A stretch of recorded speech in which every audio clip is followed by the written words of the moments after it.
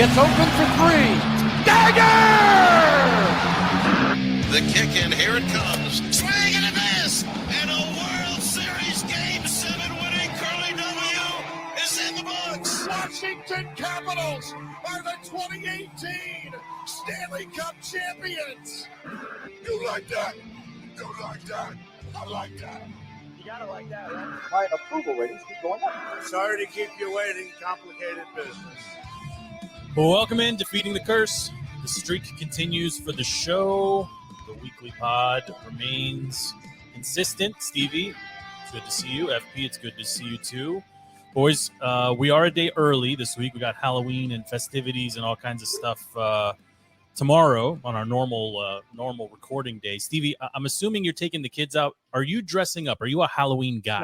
No, come on. I can't be that you're guy. A Halloween guy. I feel like you're I don't want to suggest what costumes I think you would be in, or maybe like not into, but like physically on you. But I think I have a sense of which way you would go for Halloween. I'll give you a proud dad moment. Is my kid came to me about 2 weeks ago and said, "Dad, I know what I want to be for Halloween." He said, "I want to be Kane, like the Undertaker and Kane." Okay, so about 50 feet away from me is a Kane costume, like the whole get up with the mask, the whole bit. A mask. I'm gonna try to get his hair. Like that ponytail. You stand behind him, and when he does the thing, you exactly. Yeah, that's a cool one. Okay, it's very exciting. I want his brother to be the Undertaker. He didn't want to be the Undertaker. I mean, that would be pretty cool too. So I'm assuming you take them out, and it's the whole. You teach them like go for the king size candy bars. Doesn't matter what it is.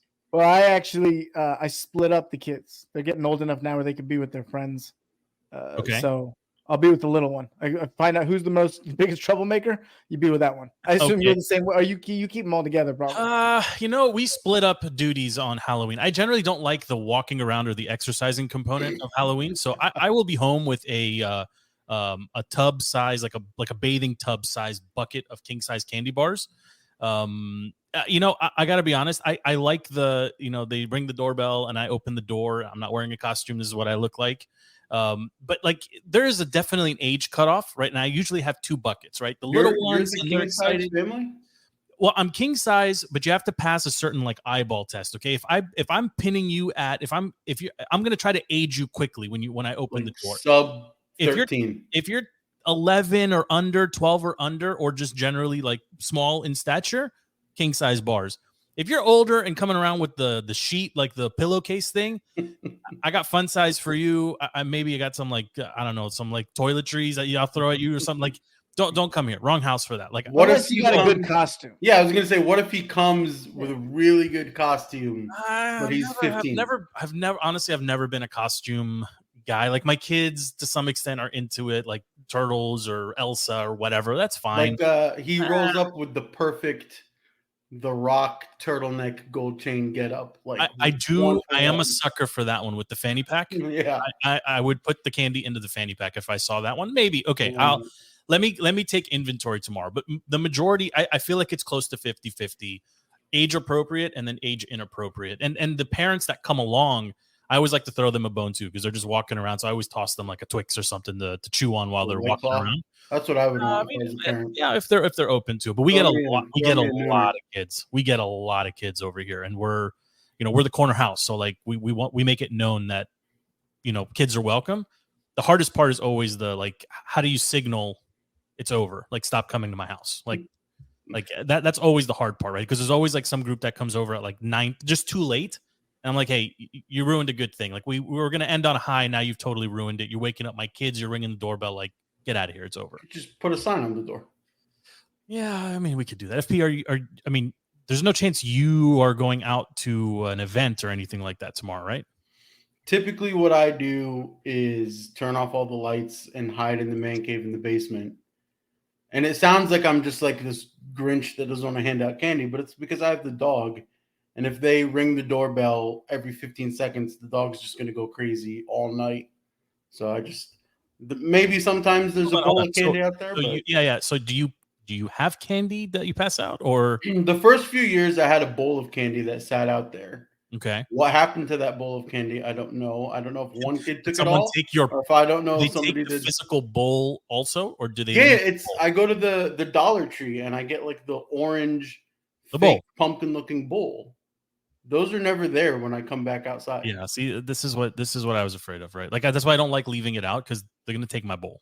But that's why I go to the dollar store and I get a dollar bowl. It's the principle. It's the. But principle. I don't If you're even old bother enough with to that anymore. steal the bowl of candy, you're too old for Halloween. Like that's Also, when you where I'm at. live in like a townhouse area like I do, there's 780 kids. Sure. It's expensive to be that Okay, house. without being the R word, how many of your neighbors will participate in Halloween? Percentage. 50? There's no chance. Probably. I mean, see, my neighborhood's close to 100% participation in Halloween.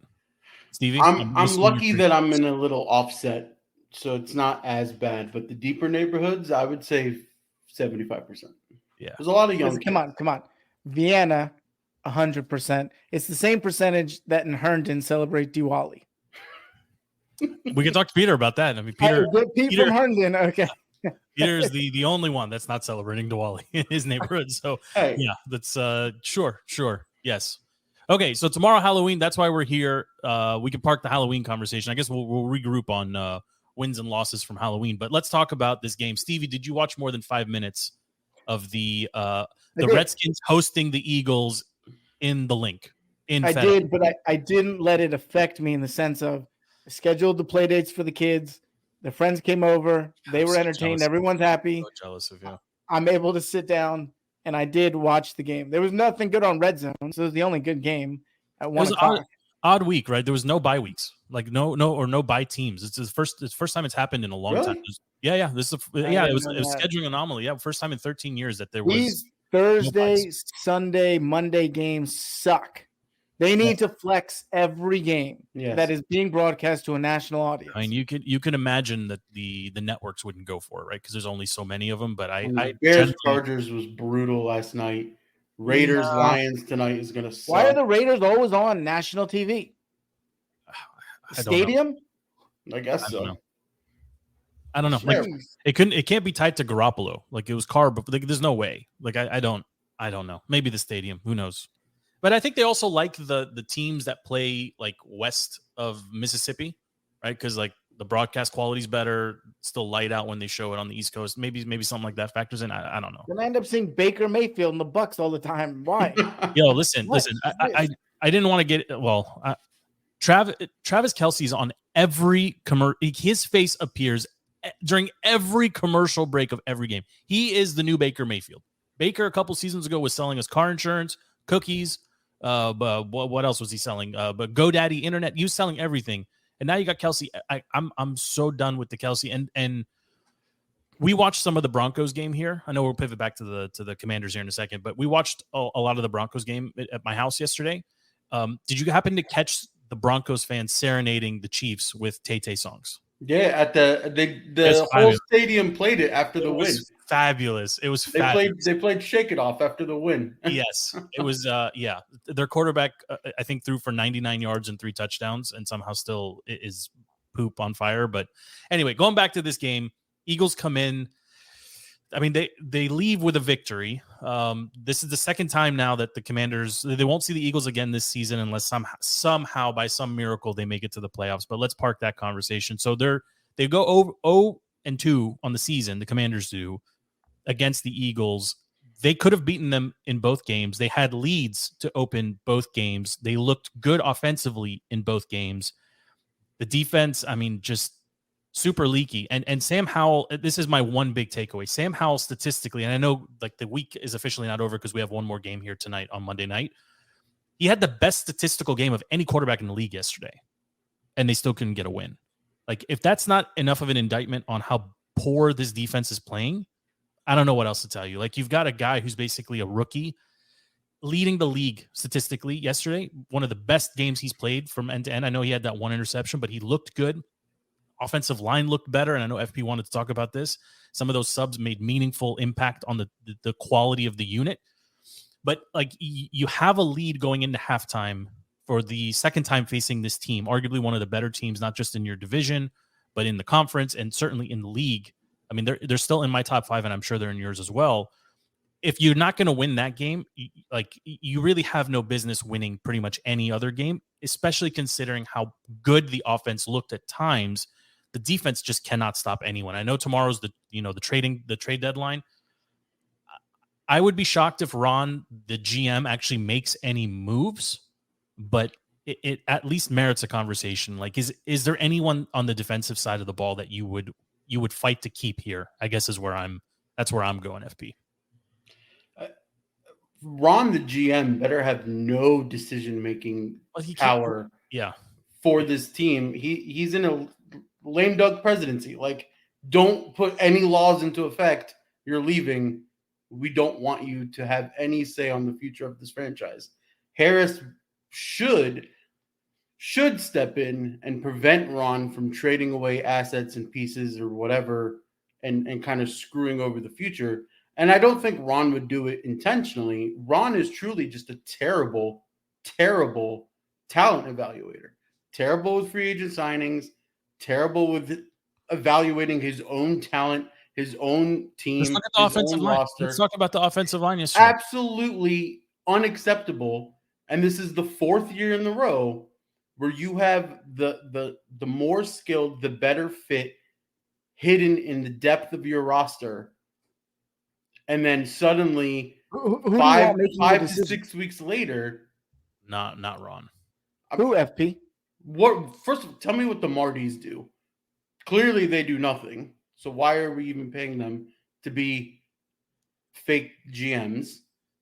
Yeah, I mean, I don't like everything that happens from Ron. Like for years, Ron was trying to build a good team first, find his QB, and then now 4 years later, you have the QB that's carrying the team, and all the holes that should have been filled are still not filled, and somehow miraculously they're actually bigger. They're bigger. The holes are actually bigger. Yeah, right? He's made the team worse, and your quote unquote best players are the guys that were here before he got here. Yeah, Stevie, there's a question here, Stevie, with who do you want making decisions? And I agree with FP. You can't. Ron can't be the one allowed to make, like, I know he has the authority to, based on the org chart today, to make trades. The ownership can't let him do that because Josh Harris has been in the league for 5 minutes. I understand. I'm saying, but he shouldn't allow Ron to think, like, there's actual talent on the roster, and until you replace the coaches, I don't think you can just. What are you going to get for Chase? A fifth round pick, a compensatory fourth? You're going to get that anyway if you lose it for agency. Right before we went on air, Leonard Williams gets traded for a second and a fifth. You're going to tell me Chase Young's not worth a second and a fourth? There's a second and a fifth. We agree that happens. Probably, okay. What we're saying is Ron is incapable of getting the correct value for the player. Ron will be like, all right, sure, take it for a 1/3. Sure, 2/4 and a whatever. Like, I see it the opposite. I see Ron is not willing to make those trades, not to give up current assets for future assets, in the sense of he knows he's got 8, 9, I don't know, however many games left in the season. Yeah. But he's not going to, what's he going to do with a second round pick that he knows he's not going to be making in 6 months? I agree with you. I think Ron lives in Delulu land, and I think he thinks he's still auditioning to get re-upped. I truly don't think Ron knows what's going on in the world. I think he's got enough, even if he's not listening to the media himself, which we know that they do. I think there's enough people around him that are looking at him saying, like, it's gonna, unless he's got another. The only way he's the same people looking at the replay video during games. Well, listen, if they don't make any trades, it's because Josh Harris didn't get involved and tell Ron to get anything he can for the assets currently on the roster. If you're the GM and people are calling for some of these pieces, are you making trades or are you holding firm? Holding firm for what? I'm asking, like, if you're the guy and let's just hypothetically they're offering reasonable value. Let's not define reasonable value, but reasonable value for Montez or for Chase or for Jonathan Allen or for Cam Curl. Like, if you're getting reasonable value for pieces, are you taking it or are you holding on to what you have? I think 100% they need to pick one of the defensive ends. I'm asking you, are you taking deals? Yes, on one of the defensive ends, not on both. Okay. You've invested too much. You're going to invest in one of them and say, that's our guy. We've seen enough in him. Okay. I assume it's Chase Young at this point. There's a problem with that, though. If you trade away Tez, you're banking that Chase when the time comes is like, yes, I want to stay here. I don't think he does. I don't think he. I think franchise once maybe. Yeah, maybe Well, he's a local. He's not going to give you a hometown discount. Nothing about Chase says that he's going to give you a hometown discount and he wants to stay here. Jonathan Allen is like, I'm from here. I'm going to retire here, and he's all about it. But if you trade away Tez, there's a very good chance you lose both of your elite. I think you can find another. I think you can find another. You can find another Chase, right? Based on current production, I think it's easier to find another Chase or even another Montez than it is to find another Payne or an Allen. That's my read on it. Guys, a second round pick gets you a franchise left tackle. That's what I'm saying. Yes, I would entertain these deals, but I am. It's hard for me. Unless you're Ron Rivera and you get forget about a quarterback that can't do anything or a defensive tackle that can't do anything. I agree. No, I'm saying a second round pick in theory, but you don't know who the next coach is going to be. You don't know who the next GM is going to be. Maybe they're just as bad as Ron. Sure, but what I do know is yesterday against the team that they were not supposed to beat, they again had a lead and were in a position to win the game before the defense again fell apart. Like, just look at the statistics from yesterday's game, from the Eagles-Commanders game on Sunday. The Commanders outgained them total yards, 472 to 374. They outpassed them, 388 to 315. They outrushed them, 84 to 59. Yards per play, 6.8 to 6.0. First downs, 26 to 21. Time of possession also in the Commanders' favor. So, like from a game script, like this was the best you could ask for from this unit.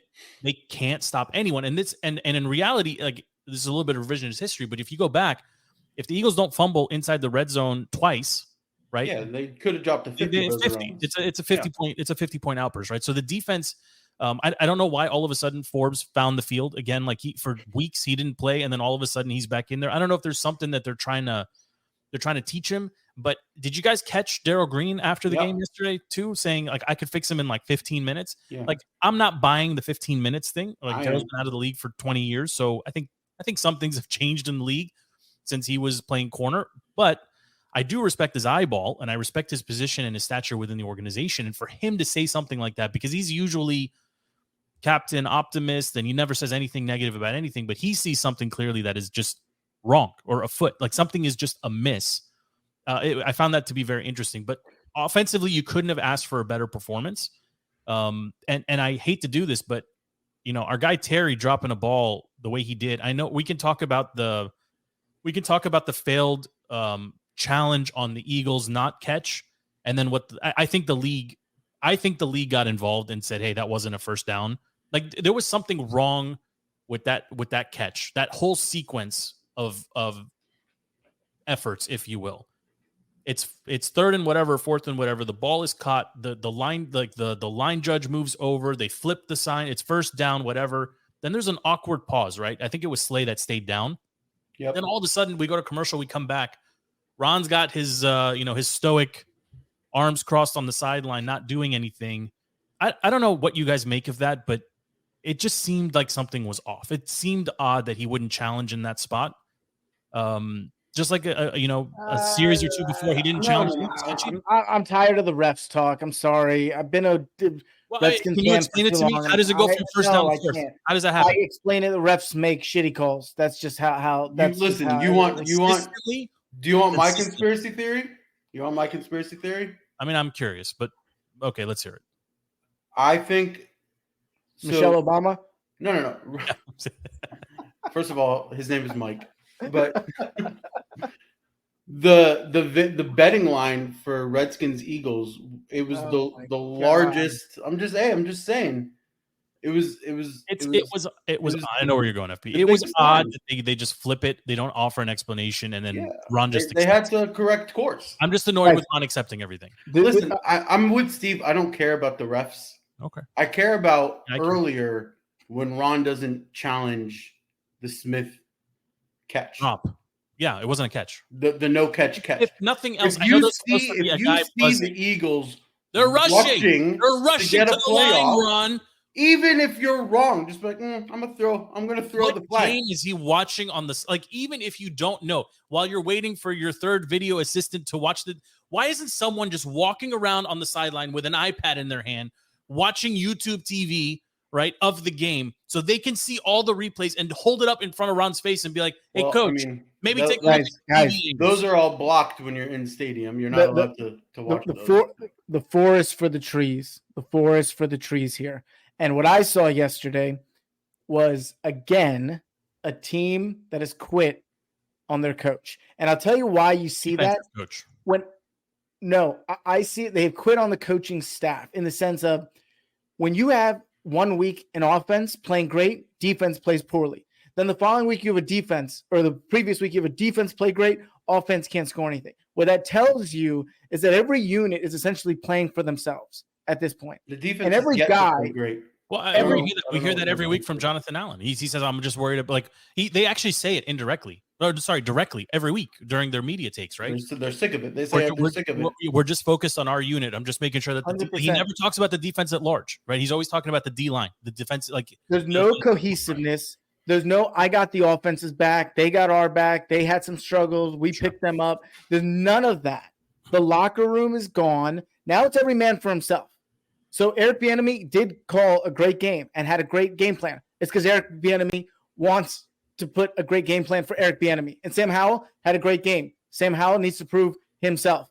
And now everyone's playing for themselves at this point. There's no team camaraderie. I don't believe that necessarily. I believe everybody is still working together as a team trying to win, but then they get so deflated when their head coach is just inept, just does nothing to help the team game time. That's why I'm opposed to trading players tomorrow. Yeah, 100%. So even Dotson, coach, like even Dotson today says, like, Dotson today said that I don't know what happens, but the team flinches. We get this lead, we're playing great, and then we flinch, and then it unravels. That flinch, that's what you need the head coach there to make sure it stays together, right? To make sure that everybody is still firing on all cylinders. Ron can't do that. Culture guy, like I do give him some credit for the early seasons here. It was like turmoil to the max, if you remember, right? Like there was a lot of things that he was dealing with. But now that we're past those things and we're just on to football, he's really, like, for a defensive-minded head coach or defensive-minded coach in general, he's not very good. Like he's just that's the end of it. Like there is nothing more to say about his performance. Even if he wanted to challenge, it was two challengeable plays on the stretch yesterday. That if they challenge, even if they get one or the other, the game has a different outcome. The Eagles don't get the first, or the Commanders do get the first. Like both of them have positive outcomes. He didn't I don't know what he's saving these timeouts for. I don't know what he's doing. Like I just I wouldn't mind Gibbs 3.0. Oh, get out of here. I mean, he'll run Brian Robinson literally until the wheels come off. Yeah. He would run him like he was Clinton Portis 06. He would run him so hard. I mean, I make the joke, and I never want to see Joe Gibbs on a Redskin sideline again. But like my previous point, you look at what the team did in 05 and 07 in that playoff run with Clinton Portis, with the press conferences and the 5 straight 100-yard games and the defense playing, and they got to that NFC East title. That was a team, and then, of course, in 07, playing for Sean Taylor and the memory of Sean Taylor. How Gibbs brought that locker room together and said, we're going to win it for him, kind of thing. That is a team that was playing. He called 2 timeouts in a row. That's my point, though, is he wasn't the best coach ever, but he kept that team together through a lot of hardships. Yeah. I will say this. Every player was super smart, if I remember. I will comfortably say this. After the Zorn experiment, the Spurrier failure, Ron is third worst coach in at least the last 30 years. Third worst. Who's the rest of the panel? You're saying Jay was better? Jay was better. Shanny was better. 5 days of Bill Callahan was better. Ron is he's not a coach. He's just a mascot at this point. He just stands on the sideline. Where's the bingo guy? He doesn't do coaching. Yeah. We got to vote for Gibbs 3.0. Yeah, you start throwing around Gibbs, you're gonna get some people from the rafters coming in. Is Joe Bugel still around? Somebody get Bugs on. Get Jacoby. Where's Jeff Saturday these days? right? If we're just gonna throw out names, yeah, fine. Like I Bring in Daryl Green, make him your defensive coordinator. I don't care. I mean, I'm not a fan of Bieniemy taking the reins of the team. I think you're setting him up for failure too. And I think who cares if he sets up? No, I think you need him here for. I think you need him here for another year. I think you're evaluating Bieniemy over 2 years, not over 7 games. I just don't. That's a hard one to pass because if a new GM comes in, you're gonna have that's gonna be a difficult position for him to be in. But I believe he signed here knowing that the lead, like Ron, is likely not coming back.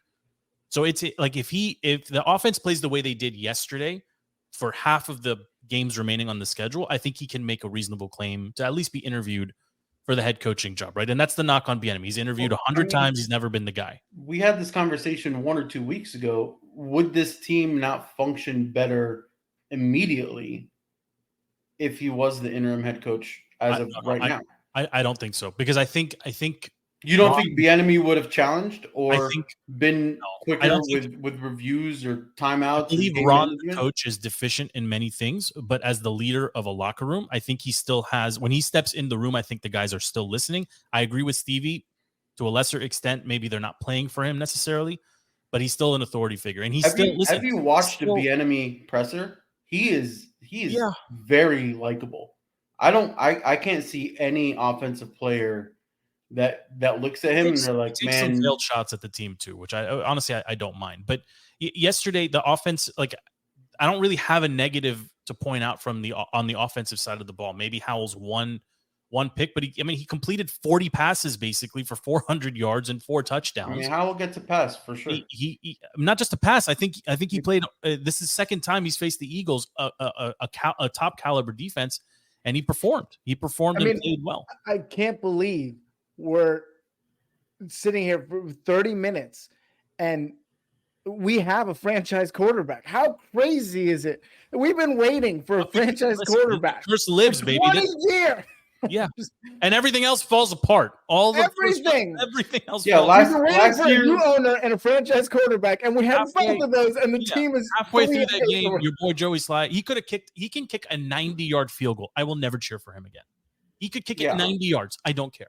The man made a 61-yard field goal, but the week before he whiffed on a 25. I can't. It's another Ron guy. Like, or when Ron leaves, that's the other piece here, FP. When Ron is thrown out or leaves the building, half of the coaching staff is gone with him. The training staff, all of them better be gone. All of the Carolina Panthers that came to DC are all gone with him. I don't think you can afford to do that midseason. That's why I personally think he will be here the rest of the way, because you're not going to lose all of these pieces all at one shot, because they're all lame duck at that point. I truly don't think any of them do anything. I truly think the Washington Commanders have guys going on the field, essentially playing backyard football, with Bieniemy calling plays and JDR saying something in the mic and everyone saying F you and just doing their own version of defense.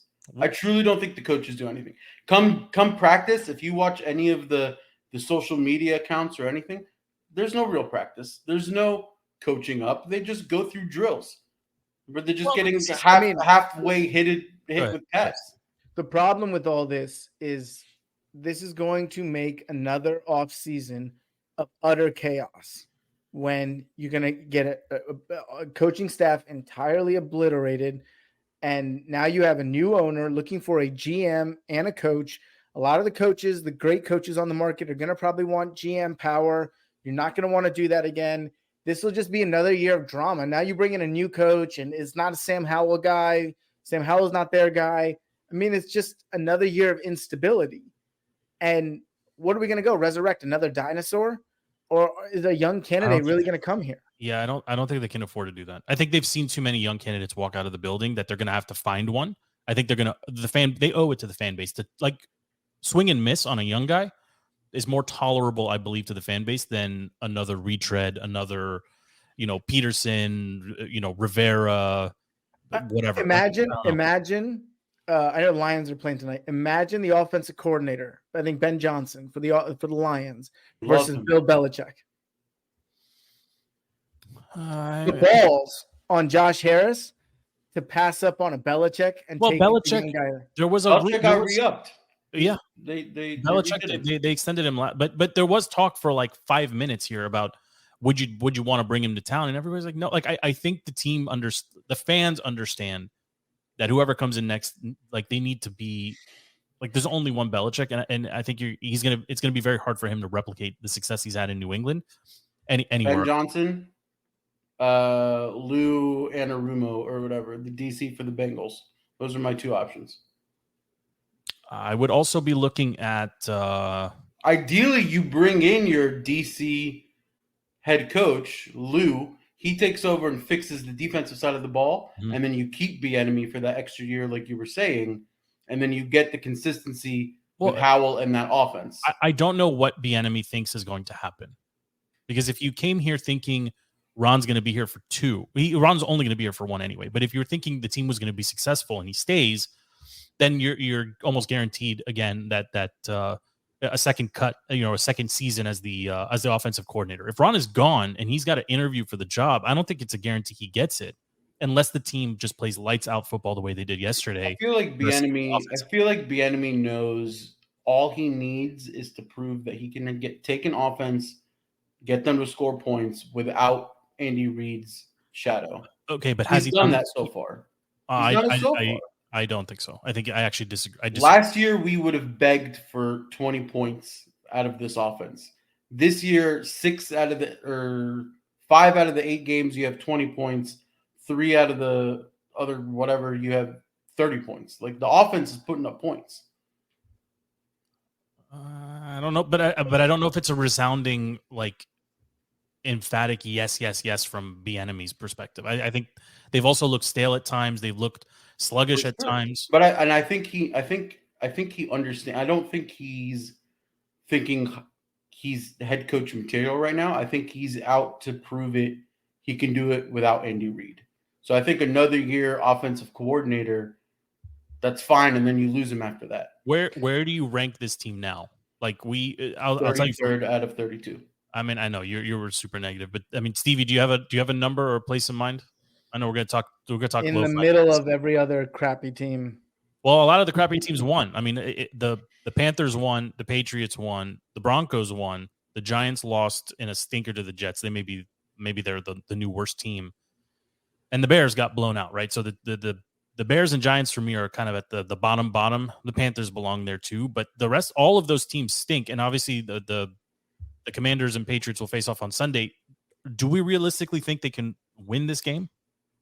Well, I was just going to say before you get to Sunday, when you asked me where I rank them, I would ask Josh Harris, where do you rank your team? And I think the next 24 hours will reveal that answer. And I think this is his first major moment as an owner, right? He bought the team and there's a bunch of, pomp and circumstance and all this stuff. And the honeymoon, I imagine, is over. Well, certainly will be over in the next 24 hours. Yeah. What do you look at this as a full rebuild? Then you're selling everybody. I don't think that's going to happen. I don't think anyone here thinks it's going to happen. Or do you see we have certain pieces in place? Or do you see we need to accumulate as many assets, future assets? The next 24 hours will be very telling in the Josh Harris era. I agree with you. Kind of I really hope they don't sell off everything, because I think there are, at least on the offensive side of the ball, they're a couple offensive line pieces away from having a cohesive. And yesterday the substitutes made it work. Like, and that to me is the biggest indictment that Ron has to go, right? He's stubborn to a fault. He's willing to continue to stay the course with the guys that he knows or the guys he's brought in, as opposed to putting the best guys on the field. And that was clearly demonstrated yesterday. So they should beat the Patriots. And if they do, I don't want to talk playoffs, but certainly mathematically everything is still alive. But they needed to beat the Bears. They didn't. They needed to beat the Giants. They didn't. They had the Eagles on the ropes twice. They didn't close out those games. I mean, we could be sitting here talking about a 6-2 or a 6-1 team or whatever it is. We're 3-5, right? But the rest of the NFC is terrible, frankly. And are they? Yeah, I think Cowboys murdered the Rams. Well, no, leave the top of the NFC. I'm saying 49ers lost 3 in a row. If you look at the Bears, the Giants, maybe the Saints, Vikings don't have a quarterback. The Vikings, like the teams that they would be, the Commanders would be vying against or playing against for that last playoff spot, the Vikings are done. Like I felt terrible for Kirk, obviously an Achilles, second one we've seen now this season on a quarterback. Seahawks aren't bad. Huh? Seahawks aren't bad. Seahawks are not bad, right? But the Seahawks I think will have a path to that first, yeah, exactly. Like they'll have a spot. They'll have a claim to one of the not the last spot. I'm sorry, I'm blanking here. The Niners likely win the division. The Seahawks should take that first wild card spot, right? No, Seahawks are on top of the division. We shouldn't be in the playoffs. We should not. We shouldn't be in the playoffs. I'm saying they shouldn't sell off everything before evaluating the coaching, because I do think a better coaching staff gets more out of this team. Also, selling off insinuates there are people that want what we have. 100% they do, because everybody in the league knows we are misusing the players that we have.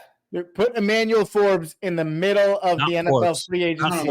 I think there's people that were here before Ron. Take a 75-pound cornerback, please. The people that division rivals, the Cowboys and the Eagles would be buyers if the Eagles have one of the leakiest secondaries in the league. If they would kill for a Cam Curl or even a Fuller. They would. The Cowboys, after what they did yesterday, I think they would be looking at pieces like that too and saying, yeah, this will bolster our secondary because we're missing some pieces. I will drive Benjamin St. Juice to the airport. St. Juice. Again, we're talking about the defensive staples that were here before Ron. Fine. Yeah. Pick a linebacker. Anyone. All right, hold on. There's I would like to see Jamin blitz a little bit more, but I can't. No, let's get off of this team. I want to see all of them off the field. Let's get off of this team. Okay, that was my bottom 5. I got the Commanders at 29. Like they're just bad. They're just bad defensively, and that's kind of where they belong at this point. I'm more interested in the top 5 because we saw a bunch of teams lose. Eagles for me moved to number 1. The Ravens are climbing way up to number 2. I actually sneaky think they're pretty good. The Dolphins stay up there as well. They got it together in the starting in the second quarter and just blew out the Patriots, although they looked a little leaky on defense. Cowboys moving into 4. Chiefs lost embarrassingly. They go to 5, and we'll see what the Lions do. But that's kind of where my head's at with the teams that I'm looking at. 49ers fall basically out of my top 5. They're in a weird place right now. Purdy all of a sudden looks like a rookie. And some of the magic that he had early on. I mean, McCaffrey's still fine. Debo's still fine. The defense still okay, but you're only as good as your quarterback. And right now that quarterback's not playing very well. But for me, the Eagles, Ravens, and Dolphins are just kind of 1, 2, 3. The Bengals, I think, Stevie, to your point, you've called this out a couple times. When they're on, they're on. And I think for me, they're just outside the 5, but they're looking good. I don't know. You guys see it differently? I know we still got one game to play today, but who's in your top 5? No, I think the teams that will consistently be in the top 5 have a stout defense and can rely on their defense to carry them through. Every offense is going to struggle, but I think that's where Dallas doesn't have the most consistent offense, but you know what they have the most consistent of? Incredible pass rush with that defense of Micah Parsons. Same thing with the Eagles. The Eagles offense is going to go up and down, but I know, last Sunday notwithstanding that pass rush, I think it's going to be those teams that you look at the teams that are built on offense, Chiefs, Dolphins, they're going to throw some clunkers in there. I think it's about the stout defenses, which the Ravens have, as well as an MVP quarterback in Lamar Jackson. I would take it a step further. I think it's the teams that can defense. Yes, matters. Yes. But the Eagles do have a average to below average secondary. They give up a lot of big plays. They give up a lot of deep passes, which can be masked with a good pass rush. Yes, yeah, I mean, Commanders are consistently dropping 30 on the Eagles. I agree. Not that good of a defense. But I like teams that can run the ball because I think that becomes more and more important as the weather changes and like just chewing up clock. That's why I like the Eagles. I think DeAndre Swift, he just didn't, I think he can be that guy for them. But that's why, like, sneaky for me, the Dolphins just, they can kind of do everything. They've got 2 running backs that can chew clock, that can get out in a foot race and kill you. They obviously got Tyreek Hill.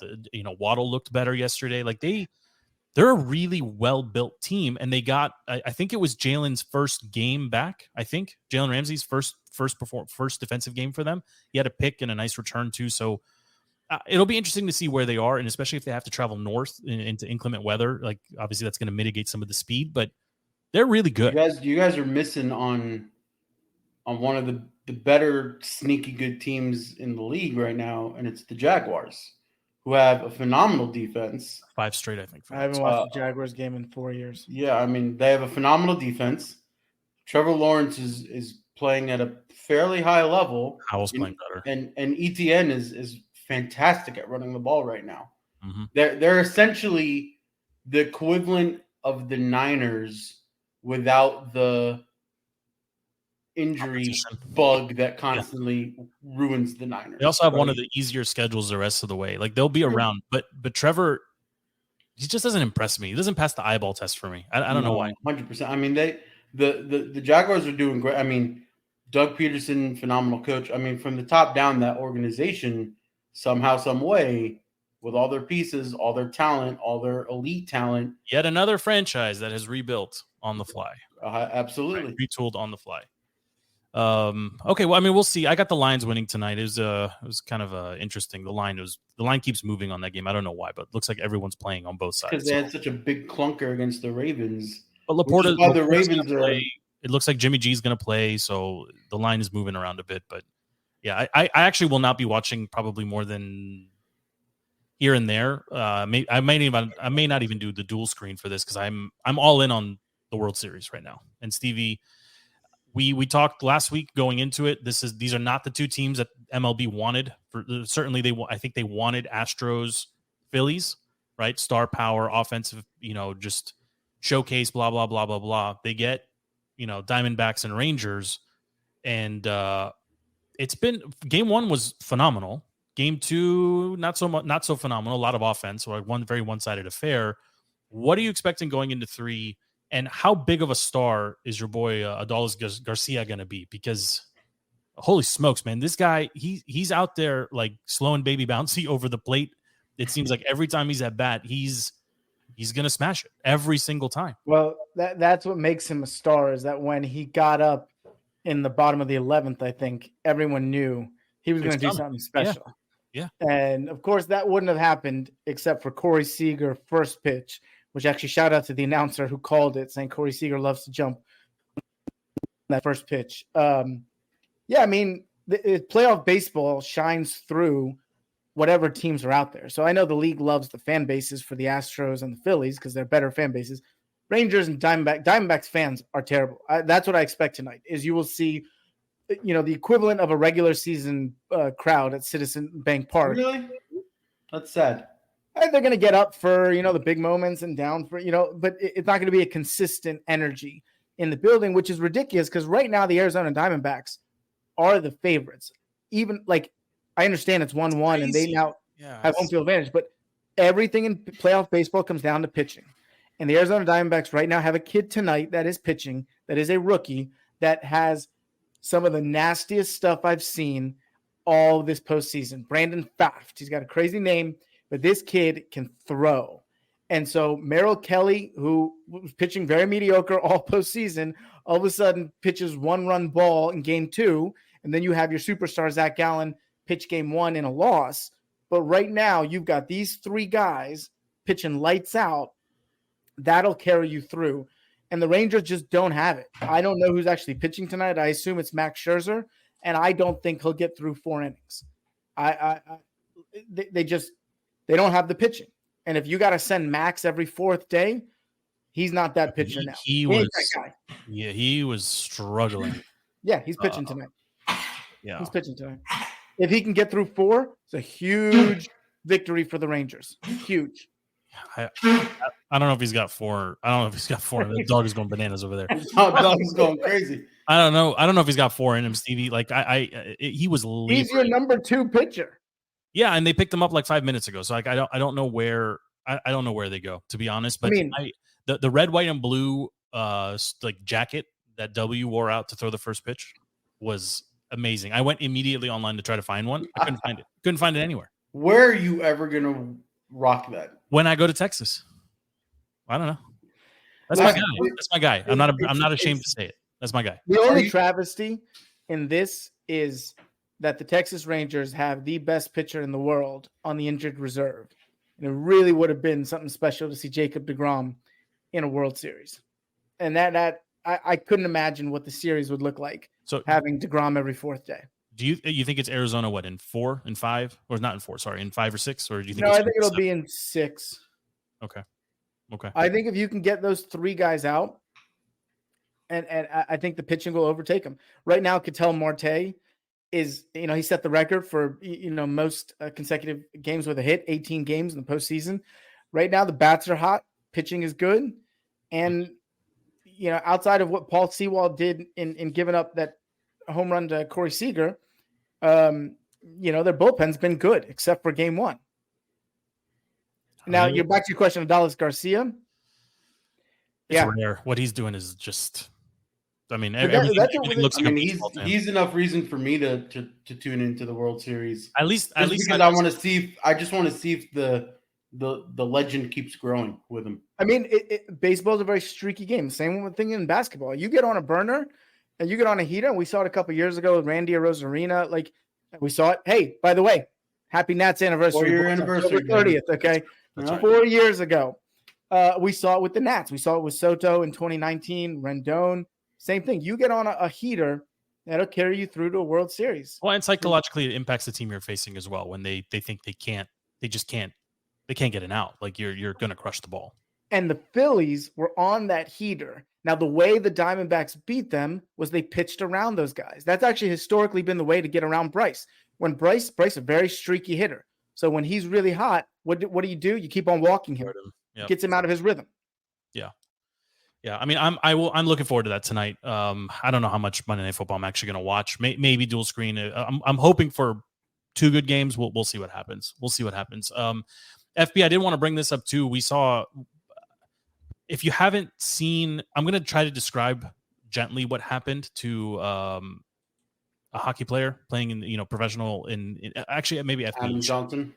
Yeah, Stevie, if you I know you didn't see it. Don't go watch it. Nobody watched that video. It's a very difficult thing to watch, but I don't know what to make of it. Right, like there was he was just going about his business. He's a professional hockey player in the UK. He's an American playing hockey in the UK. I'm going to choose to believe it was completely just a freak accident, but he got his neck got opened up by an opposing team's player's skate when he got knocked off his feet.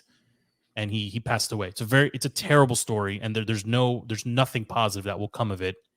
But I felt like we at least needed to bring it up because, like hockey, like we talk about the fighting in hockey, we talk about the speed of the game. We rarely talk about the safety of the players with regards to the equipment on the ice, and I don't think there's anything you can do to change this. And I don't believe this has ever happened before. It was such a crazy. There's been a few high-profile neck cut injuries, but they, I believe, had long but miraculous comebacks. I don't think any of them resulted in death. Yeah, that the one to Adam Johnson was. Don't watch the video, but it was brutal. It's very, not easy to watch. Yeah, and locally here, a couple of the Caps players were asked about it, and they said we understand how it happened, right? But there's not what are you gonna there's no equipment to protect your neck. No, there is a neck guard that you can wear. It's not mandatory to be worn right now. I think there's only one competitive league that makes it mandatory, but the English England's elite ice hockey, that's the league that Adam got hurt in. That one, it's not mandatory. NHL, it's not mandatory. I don't think in college it's mandatory. It might become mandatory because I don't know. On the ice, more or less on the ice. Yeah, it was on the ice. He major. Somehow he miraculously, he got up. God rest his soul. He got up and tried to skate off, and that was it. He bled out. That's what happened. So, it'll be interesting to see. It is under investigation in England, though. The whole accident, which is. You want to hope that it was just a freak accident, but it was. I know that. I don't want to throw out names or accusations of any kind. It was. I'm bringing it up because the league has to look at it now and say, this has happened now, right? It's similar to what happened. Inevitably, unfortunately, someone's going to die on an NFL field, and the rules will change because of it. Right. But even in hockey, if you, and it's happened to Wilson 5 different times. If you launch at a player and your skates leave the ice, you're essentially getting yourself a major penalty, right? There are rules in place to never really put yourself in that situation where your skates are leaving the ice. if you're semi-professional or professional, you can't have your leg and you lose balance or whatever, you should know how to take the hit, absorb the hit, fall gracefully, get back up quick.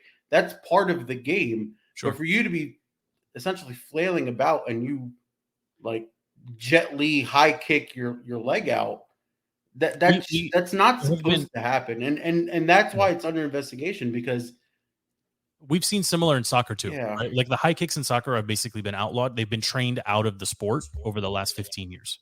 It's the same thing. Like you can't cleat people in soccer, Right. and you can't like, just because you're going down doesn't mean you get to flail around, because too many people are getting hurt, and it becomes a red card offense, or worse, a suspension, or just outright expulsion from the sport. So I bring it up just because it happened and it was extremely unfortunate, but I've never seen anything like that, and I wish I could unsee it. Yeah. And not to turn the show super morbid here, we also lost Matthew Perry over the weekend, and I don't believe, like, I would say I grew up with friends, although I was younger than the people on the show. But it's been it's kind of surreal to think that one of them has passed away, and he passed away in a pretty tragic fashion as well. So there's some stuff going on about how he passed away.